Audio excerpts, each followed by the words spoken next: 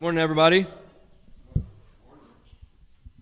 Can we just give a hand for everyone who helps out with all the songs and all of the AV visual? They're awesome. I know I couldn't do it. You guys don't want to hear me sing or try to do everything that Jerome does back there. I would mess everything up. So as you guys probably know by now, I like to mix things up whenever I speak. I like to get some audience participation. And Taj and Abby kind of stole my thing, getting people to hug each other. So I guess I won't do that this morning. But what I do want to do is actually get you guys. You guys are going to plan my sermon for me, okay? I know bear with me here. You guys are going to plan it for me. I have some things I want to share, but as I was thinking about what I wanted to share, I kept thinking about my days when I was in the Kingdom Kids, growing. I guess that's the name we called ourselves, or I guess they called us that. I don't know. It's the name that we call the little ones. That for me, I'm super grateful that I got to be a part of this church my whole life and get to grow up. And I remember there's these stories that have stuck with me my whole life. I think back these Old Testament stories that we talk about. We make little crafts about. We make little things that we give to our parents, and they love it because we made it, not because it looks good, but because they love us. And so I was thinking about that. I was like, so what are some like Kingdom Kids stories or stories from the Old Testament that you just think about when I say that, like Kingdom Kids stories? And you guys can just shout it out or raise your hand, Jeremy. Yeah, Moses crossing the Red Sea. Yeah, exactly. Perfect example. So Moses crossing the Red Sea. Yeah. And for our Zoom people, if you guys want to, I guess you can type it in, and then Jerome or someone back there can yell it out. But what are some other ones? Moses crossing the Red Sea, great example. What are some other kind of Old Testament classic stories that we think about? David and Goliath. Noah's Ark. And then I heard Jonah in the well. Good one. Any other ones? Those are great ones, great examples. Ruth and Naomi. That's a good one, too. Lion's Den. I love that one. Creation. Yeah, just a story of creation, right? That's a good one. Cain and Abel. That's a good one. Kind of sad, but that's good. Daniel Lion's Den. Yep. Any other ones? Let's get like one or... Walls of Jericho. I like that one. We would always like march around the little room. I felt like we did that when we were Kingdom Kids. Say it again. Lot and Abraham. Yes, walking on the water. That's a good one. All right, one more. Valley of the Dry Bones. Yeah, those are all great examples. And what I want you guys to do is just think for a second. If you shared one, think about that story that you shared. Or think about kind of these stories. What is something, if you could relate them all together, what do they all have in common? Think about Daniel and the lion's den. Trusting in God. That's kind of what I was thinking too. And it's similar to what John was actually talking about this morning as well. And as I thought about these stories, all of these men, women in the Bible, they're stuck in these kind of crazy situations. I mean, being stuck in a den with a lion, or you think about Shadrach, Meshach, and Abednego in a fiery furnace, or you think about Jonah literally in the belly of a whale, or you think about like Noah's Ark. I don't know if that one was shared actually. Having to build this boat to like save humanity, basically, right? And it's these crazy things that are happening, and these people just have to put their faith and their trust in God. And as John was sharing, I was thinking about, he was talking about Jesus, and a lot of these stories in the Old Testament, they didn't even have Jesus then, but they still trusted in God. So I was like, why? Where did that trust come from? Because for us, it's obvious, like, I'm trusting in God because of Jesus. That's why I'm here. But these people didn't even have Jesus. So why were they trusting in God? What was it about God? And so I kind of want to dig a little bit deeper into that this morning. If you guys can turn with me, we're gonna start off with David and Goliath. You guys said that one. I was like, all right, we have to share that. We have to go there. All right, so 1 Samuel 17. And I'm going to kind of bounce around. I know you guys are all familiar with the story of David and Goliath. So I'm not going to read the whole thing because I have a few stories that I actually want to share this morning. So 1 Samuel 17, we know that, the Philistines they're in war here, and we have Goliath. And I'm going to read I know you guys all kind of can vision Goliath in your head, but I want to read a little bit about him. 1 Samuel 17 and verse 4, it says, "A champion named Goliath, who was from Gath, came out of the Philistine camp. His height was 6 cubits and a span, which is almost 10 feet. And he had a bronze helmet on his head and wore a coat of scale armor, a bronze weighing 5,000 shekels," which my phone doesn't like me right now, which is about 125 pounds of, that piece of armor. And it goes on and describes all this armor that he's on. But this guy's a giant, literally a giant. Like, I was going to say he's a giant man, but no, he's literally just a giant. That they come and he's like their main guy, their gladiator, their champion that we see here. And then, we know the story of David and Goliath. We have, David, a servant who comes up. And I'm going to read a little bit about David's response when he sees this. So I'm going to scroll down here. We know David, he goes basically to take care of his brothers that are in there. Jesse's like, "Hey, go take care of your brothers. They're in war." Not even thinking for a chance that David is going to do anything here. He's literally acting as a servant. And then we go down and we see, Saul is kind of scrambling like, all right, what do we do about this Goliath guy? And then David is sitting here and he's like, we know David is a man after God's own heart. And I think this really kind of puts that in perspective to me. So David actually, in verse 16, David asked the men standing near him, "What will be done for the man who kills this Philistine and removes this disgrace from Israel? Who is this uncircumcised Philistine that he should defy the armies of the living God?" David's like, man, this guy is defying the armies of the living God. When I read that the first time, I was like, it's almost like when someone talks about your mom, and you're like, how are you going to talk about my mom like that? And David's like, how are you going to talk about my God like that? Like, how is he going to come out here and say the things that he's saying? And so they tell him, what's going to be done if you take out Goliath. And then in verse 29 it says, "Now what have I done?" said David. "Can I even speak?" He's trying to talk to his brothers. He then turned away to someone else and brought up the same matter, and the man answered him as before. What David said was overheard and reported to Saul, and Saul sent for him. So David said to Saul, "Let no one lose heart on account of this Philistine. Your servant will go and fight him." Saul replied, "You are not able to go out against this Philistine and fight him. You are only a young man, and he has been a warrior from his youth." So we see David, this young man, probably younger than me, and he's a servant, and they're like, "What are you talking about? You're nothing." Like, it's probably what went through their mind. You're literally the son of a servant. Why are you even here? You can't do this. And that's the title of my sermon. You can't do this. None of us in here, we can't do this.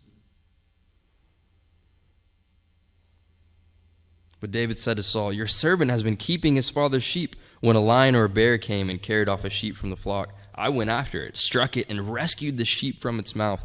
When it turned on me, I seized it by its hair, struck it, and killed it. Your servant has killed both the lion and the bear. This uncircumcised Philistine will be like one of them, because he has defied the armies of the living God. Lord, who rescued me from the paw of the lion and the paw of the bear, will rescue me from the hand of this Philistine." I know we know the story of David and Goliath, but I think sometimes we forget the passion that David has. John was talking about trust. That's trust right there. He's like, yeah, I've killed lion and bear, and he talks a big game, which is one of the reasons why I like David. But he's like, the Lord has rescued me from these beasts. He's going to take care of me. I know it's the story of David and Goliath, and it's years and years and years and years ago. It doesn't even have Jesus at this time. I think it definitely still relates us today. I think we all have Goliaths in our life. Do we respond like David? And then Saul said to David, "Go and the Lord be with you." I don't know if Saul really meant that. I don't know really what was going through Saul's mind. He probably was like, this kid is about to die. So he just tries to give him some type of encouragement. And then we know Saul dresses David up in all this armor and everything. And David's like, I don't need that. "I cannot go in these," he said to Saul, "because I am not used to them." So he took them off, and he took his staff in his hand, chose 5 smooth stones from the stream, put them in the pouch in his shepherd's bag with the sling in his hand, and approached the Philistines. And then we see Goliath come out here. He's got a shield bearer, someone carrying literally part of his armor. And he himself is in hundreds and hundreds of pounds of armor coming out. And it says that Goliath despised him. David was a handsome, fit young man, and he despised him for it. And he said to David, "Am I a dog that you come at me with sticks?" And the Philistine cursed David by his gods. "Come here," he said, "and I'll give your flesh to the birds and the wild animals." And this part right here is kind of what I want to talk about with you guys today. David said to the Philistine, "You come against me with sword and spear and javelin, but I come against you in the name of the Lord Almighty, the God of the armies of Israel, whom you have defied. This day the Lord will deliver you into my hands, and I'll strike you down and cut off your head. This very day I will give you the carcasses of the Philistine army to the birds and the wild animals, and the whole world will know that there is a God in Israel. All those gathered there will know that it is not by sword or spear that the Lord saves, for the battle is the Lord's, and he will give all of you into our hands." And we know what happens. David conquers Goliath and literally does what he says, cuts off his head. I might like that a little bit more than some of you guys. Just kind of a cool victory story of David. But when I think about David's words here, it's hard for me not, I want to relate to David because I just think he's awesome, and I feel like I do relate to David. I mean, I've made some really dumb mistakes. I've messed up. But God still got me. We know David and his life, and a lot of you know his story. But what I see here is something that some of you guys may remember Nick Cruz. He was a campus minister here a few years ago. And one thing he really wanted me to learn was perspective. Because I was very just driven, focused, and I'm going to just hammer it out. Sword and spear, I'm going to go after it. I like to learn things the hard way. That's me. But take a step back, perspective. And I think that's kind of what David did here. He didn't go in with sword and spear with all this armor. He stepped back and did what God had been training him to do this whole time. He went in with a sling. I think some of us, if you're like me, we like to fight the battle with sword and spear and go in and get beat up and get cut up. When if we would have just stepped back and done what God has been teaching us this whole time, we would have been taking out our Goliath in our life with a slingshot. And to me, I think about Knoxville sometimes. I'm like, Knoxville is a Goliath. Sharing our faith on campus. I don't know what it is about Knoxville or UT. When I'm back in Nashville, like at MTSU and Lipscomb, I go out and people come out to Devo every time we invite them. For whatever reason in Knoxville, it's like pulling teeth. I don't know what it is. Maybe I just run into the wrong people, but no one wants to come. It's like a Goliath. And I just like to hammer it through, like to go after it. I'm going to ask every single person that I come across today. I'm going to do whatever I can. Sword and spear, let's go. And I think that does work sometimes. But David steps back. God's been teaching me this whole time how to use a slingshot. I've been taking out lions and bears. But for me, I don't think about that. I like to do it my way. I think the reason it worked for David is because he did it God's way. He did it for God. I think sometimes when I'm out there and I'm reaching out to all these people, I might not be doing it for God. When you guys are at work or in school or wherever you're at, sometimes for me, my motivation is, I want to get people out to church. I want to bring someone out to church. Or I want to put on a light, be filled with love and share people with people so they can see who I am. But am I doing it for my own appearance? Am I doing it for me? Or am I doing it for God? David comes out here and it's no question. I mean, he's mad. He's like, how are you going to talk about God like this? I'm taking you out. And it's not going to be in my own hands. It's going to be because God gives me the ability to do it.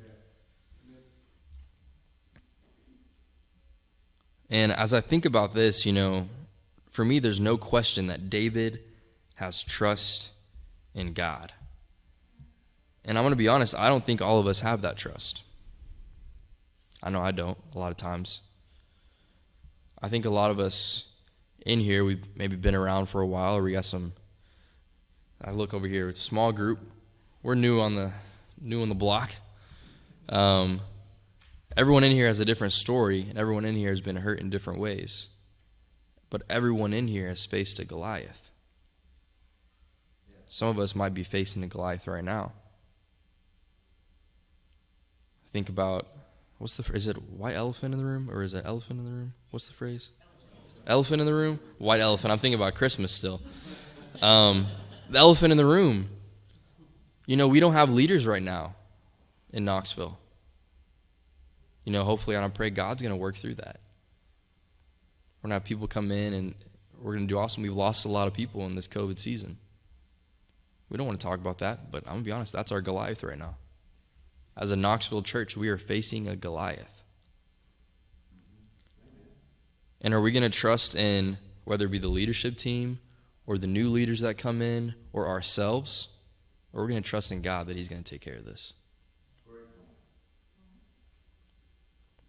Because I'm going to be honest, if, I get the privilege of helping lead the campus ministry and the young professionals, but if you guys are trusting in me, we're destined for failure. If we have, I think about Hoyt, Alan and Bell, the Cardis are always sacrificing. They're incredible, and I love them.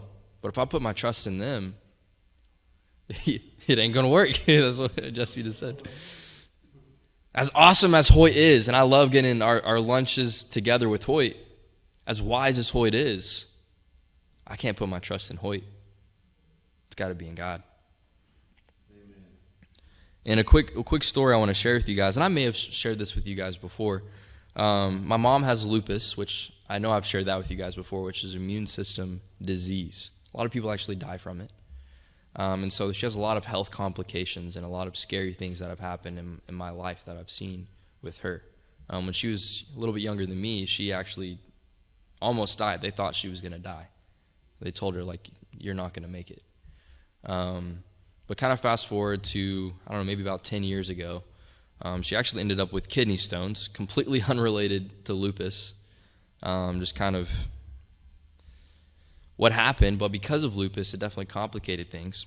And so she was actually in surgery to get these kidney stones removed. And they go in there and they actually basically, the way it was described to me when I was like a 11-year-old or however old I was, it's like Star Wars. Basically, they go in there and they are literally lasering these kidney stones and break them up. And I thought it kind of sounded cool.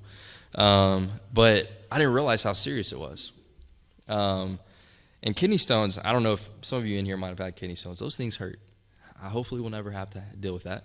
But my mom is in surgery, and I'm sitting out here with my dad and my brother, and we hear a code blue. For those of you who know code blue, it's pretty serious. Code blue, some people are gone after code blue, to put it very simply. And we didn't know if it was my mom. We had no idea. I remember sitting there, and my dad is like, let's pray. Just in case if it is mom, and if not, we'll pray for someone else's mom. Pray for someone else's family that's in there. And so we pray and we're like, God, help the doctors to be able to, revive the person if that's what needs to happen, or whatever needs to happen, God, that you take care of them. You put your hands on these doctors. Make sure that whoever it is, that they're okay. If it's mom, help her to be okay. And a little bit later, the doctor comes out and says, the code blue was for your mom. And that she actually died and came back.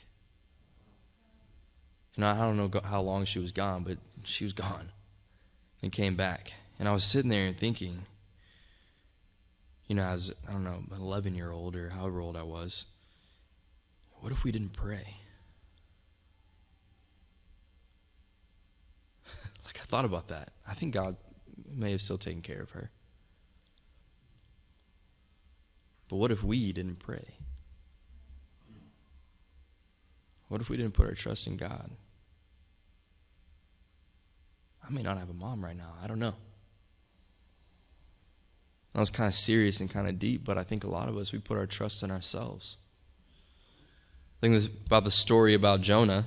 We can turn there real quick. Jonah in the belly of the whale. We know that dude did not trust in God. Not in the beginning, right. But we're going to read the part where he didn't trust in God because I think that's applicable here. So, Jonah 1, it says, the word of the Lord came to Jonah, son of Amitai, go to the great city of Nineveh, I can't even speak today, and preach against it because its wickedness has come before me.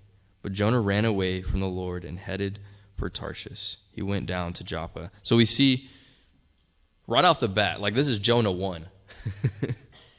In Jonah 1, Jonah's already like, yeah, I'm not going to do that. I'm out of here. I'm hopping on a boat. And we see, a violent storm comes, and the people on the boat are freaking out.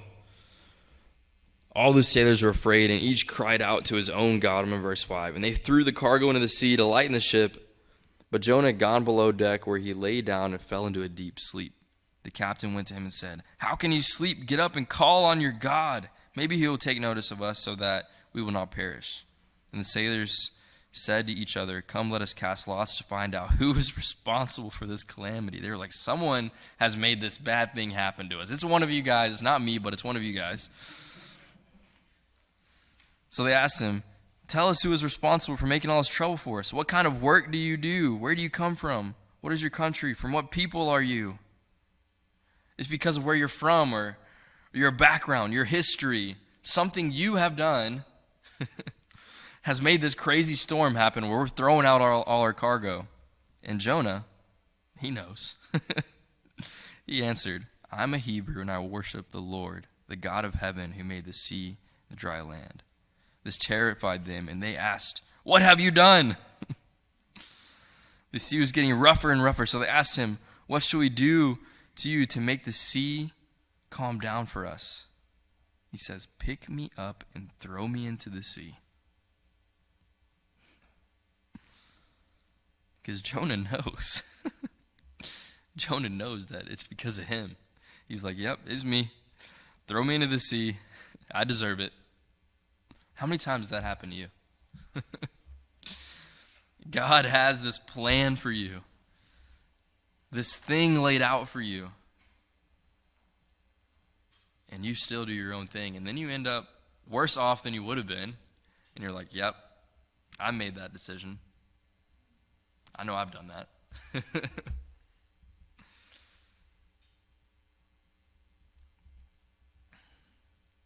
The men in the boat were like, we're not going to throw you into this. Are you crazy? We just wanted to figure out who did it. It was like, why did they even ask? I was kind of confused on reading this. Why did they even ask if they weren't planning on throwing the person into the water?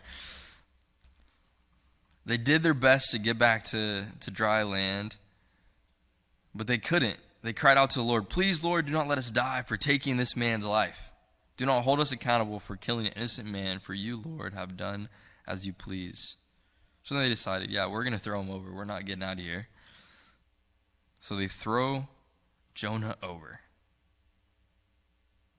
In verse 17, now the Lord provided a huge fish to swallow Jonah. And Jonah was in the belly of the fish 3 days and 3 nights. In Jonah 2, we see this as Jonah's prayer. I just want to highlight some of the things that Jonah says.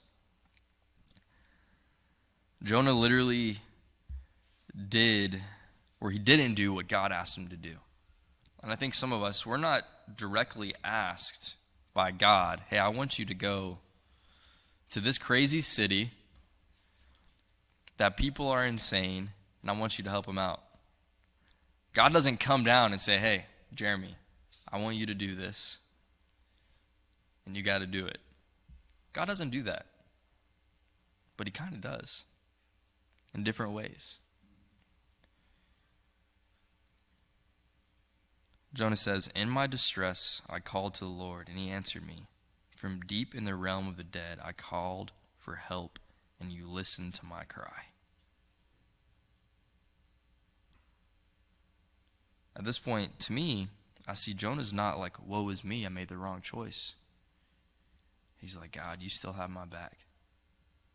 And I'm in the belly of a well right now.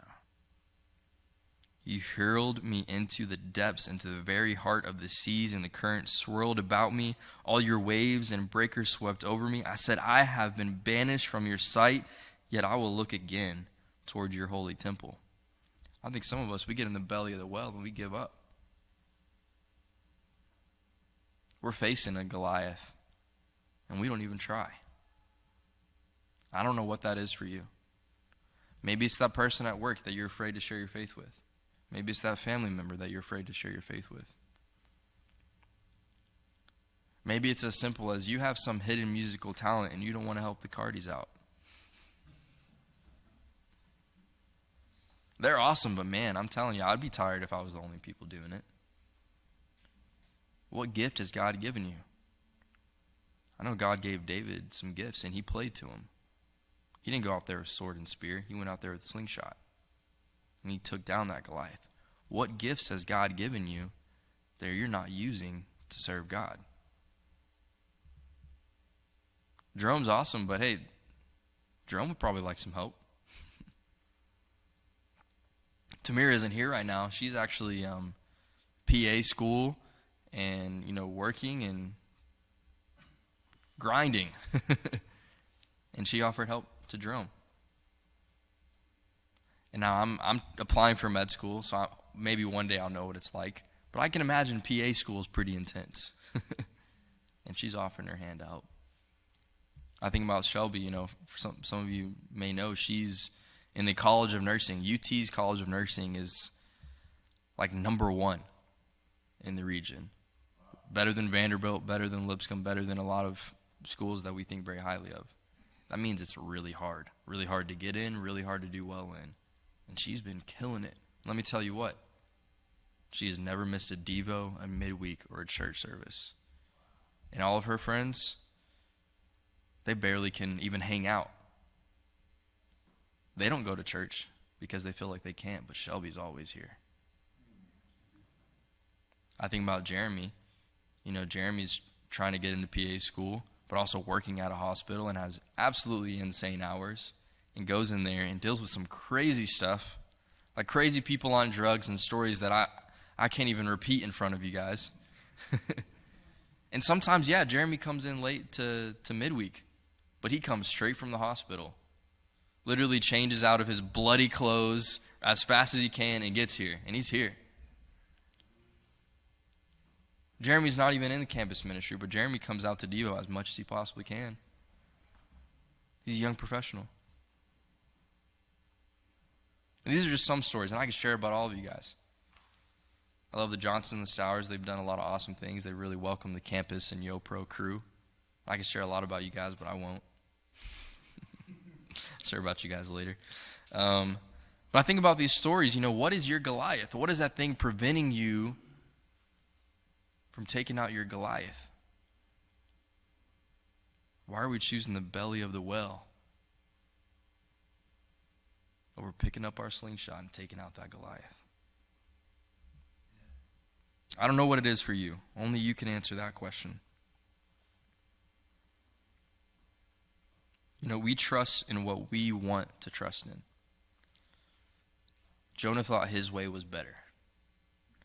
I am that way. I like to be in control. I like to trust in what I want to trust in. I think some of us, we have incredible jobs that we put our trust in that more than we do God. We put our trust in, that our job is what is taking care of us financially and putting food on the table, clothes on our back, roof over our heads, taking care of our family. Not that God gave us that job. Not that we're here because of God in the first place. I didn't think I was going to share this, but I'm going to. I have felt very called to go into ministry. People have told me I have a gift in certain things and have said, it would be wrong of you not to do this. People have straight up said that to me.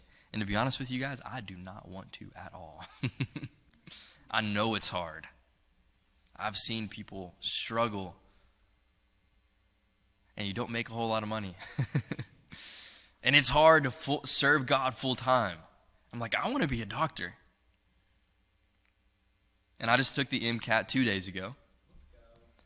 And I felt okay about it. And I'm going to be honest with you. Shelby's laughing. That's not very nice. I've done well in school. I've made essentially all A's. I have a 3.99 GPA right now. I'm doing okay. And I'm going to be honest with you guys. I would much rather be a doctor and go through that struggle than go through the struggle of what full-time ministry brings. So why am I sharing that with you guys? Because if I completely have aced this MCAT and get into the school of my dreams, get a scholarship that pays for it all, a miracle happens, whatever, or if I just get in and whatever, I don't know what's going to happen. But if I get in, let's say I get in, but I feel called to go into ministry and it is without a shadow of a doubt clear, then I'm going to give up my dream to be a doctor. And I'm going to tell you guys that right now. And I didn't want to tell you guys that because I'm hoping you guys will hold me accountable with that.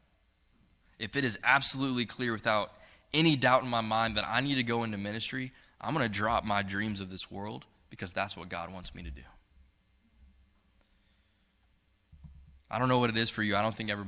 Ministry is not meant for everybody. Maybe it's not meant for me. I don't know what God is calling you to do. He may be calling you into ministry. I don't know. He may just be calling you to help the Cardis or Jerome in the mornings. I know one thing he's calling all of us to do is to share our faith. I don't know what it is for you. But for me, I'm willing to make that hard choice. And I'm going to avoid the belly of the well. And I'm going to take out my Goliath, something that I don't want to do. If it means answering God's call. Trusting God enough to have insane courage. You guys can go ahead and turn to Daniel 3. This will be the last story that I'll share with you guys. I love Daniel. Not just Daniel, but the book of Daniel, everything that goes down in Daniel. And I think about insane courage. I'll share two stories with this. You guys know Jake Graham. Just went back to Africa. And Jake was here a few Sundays ago, and it was the Johnsons' first time meeting him. And they, I didn't ask if I could share this, but they shared some funny stories about Jake. I don't know if you know Jake. Jake sometimes dresses kind of sketchy. Comes in with his camo Crocs, and he loves it. Like, Jake doesn't care, and that's why I love Jake so much. He come in and he rocks it. And so the Johnsons were like, I don't know this guy. I don't know who this is. And they found out who Jake was, and they're like, he's our brother. You know what? He's about to go to Africa. I'm going to invite this guy over that I just met, but he's my brother, and I want him to come over, and we're going to have a going-away party for him. I think that's courage in itself, because some of us have known each other for years and have never invited each other over for dinner. The Johnsons invited this guy that they just met. Now, Jake's awesome. He's a pretty easy guy to love. And that's one of the things I wanted to share about Jake. I know his family's watching on Zoom. I know Jake has trust in God. You want to know how I know that? Because of his courage. How many of us are willing to just get up and go to Africa to serve God? He had felt called to do that for I don't know how long. He had this burning, raging fire inside of him that I'm going to serve God and I'm going to serve him in that way. What is it in you that God has just given you that nothing can stop you from doing it? And why aren't you doing it? I want to have courage like Jake. But I also want to have courage like these guys in the Bible. Another story of Shadrach, Meshach, and Abednego. One of my favorite stories. So I'm going to read it. So we know, I won't read the first part. We know King Nebuchadnezzar created this statue for everybody to worship. And these guys are like, I'm not doing that. I have God that I'm going to worship. And that's a whole story in itself that we could talk about. But I want to get down to the nitty gritty of it, my favorite part. So basically, King Nebuchadnezzar finds out that these guys are not bowing down to the statue that he made. You know, King Nebuchadnezzar is furious with rage. Let me get to the good part here. So he says, but if you do not worship it, you'll be thrown, this is in verse 15, you will be thrown immediately into a blazing furnace. Then what God will be able to rescue from my hand? Shadrach, Meshach, and Abednego replied to him, King Nebuchadnezzar, we do not need to defend ourselves before you in this matter. One thing, that's enough right there. They don't need to defend themselves to the king of the land. Sometimes we try to defend ourselves. We mess up. I'm that person. Shelby knows this. My mom knows this for sure. If I do anything wrong, even if it's what I think right, I try to defend myself. I try to put up a fight, and I say what I need to say to defend myself. That's not how they responded. They said, if we are thrown into the blazing furnace, the God we serve is able to deliver us from it, and he will deliver us from your majesty's hand. But even if he does not, we want you to know, your majesty, that we will not serve your gods or worship the image of gold you have set up. So Nebuchadnezzar was furious, obviously. He ordered the furnace heated 7 times hotter than usual, commanded the strongest soldiers to tie him up and throw him into this blazing furnace. The king, in verse 22, the king's command was so urgent and the furnace so hot that the flames of the fire killed the soldiers. Literally killed the soldiers who were throwing them into the fire. That part blows me away. These 3 men, firmly tied, fell into the blazing furnace. Then King Nebuchadnezzar leaped to his feet in amazement, asked his advisors, weren't there 3 men that we tied up and threw into the fire? They replied, certainly, your majesty. He said, look, I see 4 men walk around the fire, unbound and unharmed, and the 4th looks like a son of the gods.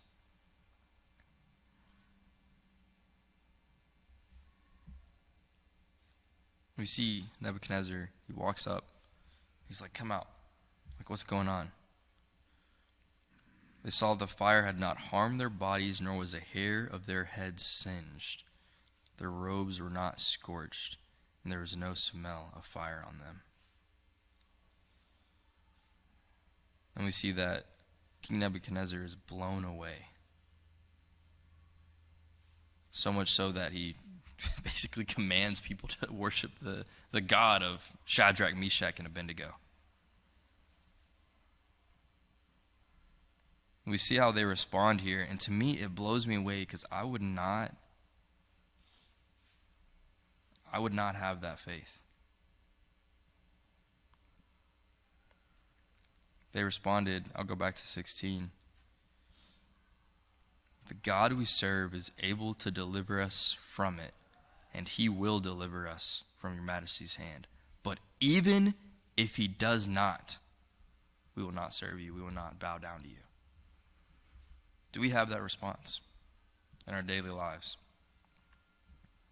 When we're faced with the Goliath, do we have the response of, God's going to take care of me, but even if he doesn't, I'm still going to do it God's way?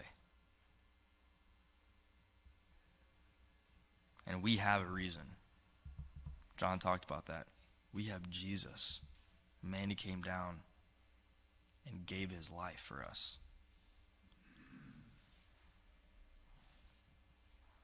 What whale, what belly of the whale do you want to be in so badly that you're going to avoid the glories that God has for you? I'd choose the belly of the whale a lot of times. But I think it takes the courage of Shadrach, Meshach, and Abednego to go after Goliath in our life. And when he does, be able to walk straight through that fire and nothing's going to happen to you and take out a Goliath. Now, these three stories are some of my favorite stories, and to me, it's so clear that they're about trusting God. Some people didn't trust God. We know Jonah didn't trust God. We see Shadrach, Meshach, and Abednego, and we see Daniel go on and do crazy things trusting God. So what can you do? What does that courage look like for you? Again, only you can answer that question. I think the Knoxville church is in an incredibly awesome, hard place, but awesome place at the same time where we can grow. Not just in number, but together in our relationships. And I think God's going to do some awesome, incredible things, but only if we're trusting in Him. If we're trusting in each other in our relationships, we're destined for failure. That's the reason a lot of people aren't here right now. They trusted in the Ivies that they were going to be incredible. And, you know, the Ivies did a lot of awesome things for us here, and I miss them. But I think some people put their faith so much in the Ivies that they forgot that God is leading this church and not the Ivies. Whatever leaders come in, they're not the ones leading this church, but they're the ones who answered the call. And we do have to put some trust in them, but they're not leading this church. God is. I'm not leading this group. I might be speaking right now, but it's God that's speaking. When I read His scripture, that's Him.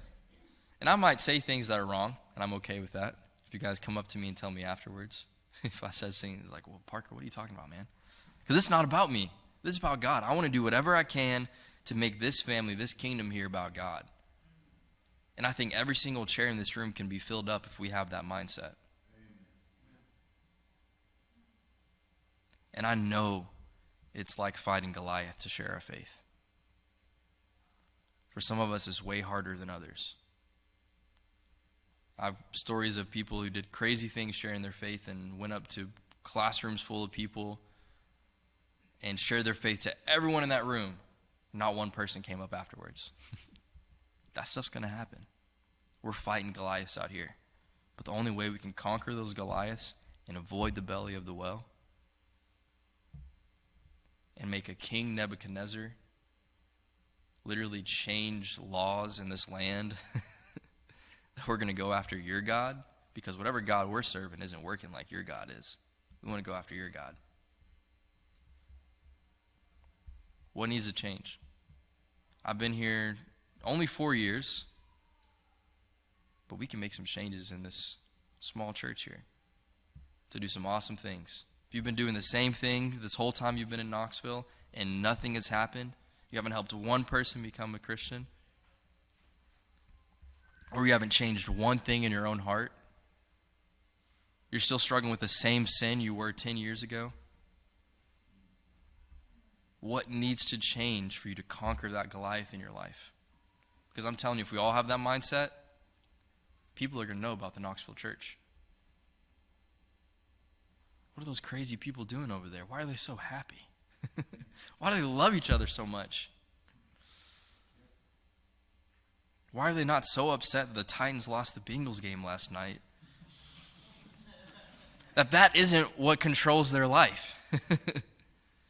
That a dumb football game or a UT game isn't what controls their life.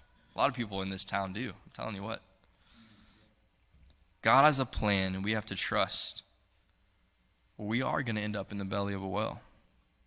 Some of us, the belly of the well is going to be not a part of the kingdom anymore, because we put our trust in ourselves or other people, and we're going to walk away. I think part of it is because we're fighting with swords and spears and a shield and not stepping back and using what God has given us this whole time. I don't know what your slingshot is. Only you can answer that. But I think all of us have that. God has taught us some crazy things in our life. We got to start using it. And I know I need to too. And for me, that might be answering the call of ministry, even if I don't want to. But I want you guys to hold me accountable with that. Whatever God's called me to, I want to answer that. I love you guys so much. Thank you for letting me share some of my thoughts. Let's go after those Goliaths. Love you guys. Till the end.